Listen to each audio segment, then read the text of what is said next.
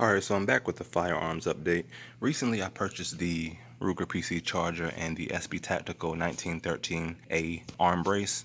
And I know recently I've been hearing stories regarding that there was a recall due to the spring and the actual brace being weak. So I reached out to SB Tactical via email letting them know that I do have a brace and that I was concerned about me having issues. So what they did was they sent me a replacement hinge, which is this piece here, and they said that it's a stronger spring inside of this model and that it should take away any collapsing during firing under recoil. So now that everything is starting to open up, the gun range is open up. So my plan is to take this out to the range and put a couple hundred rounds through it and see how it functions with the brace and compare it to this arm brace prior to getting this replacement hinge. The actual arm brace wouldn't be as tight during closing, but now it really does take some force to open it,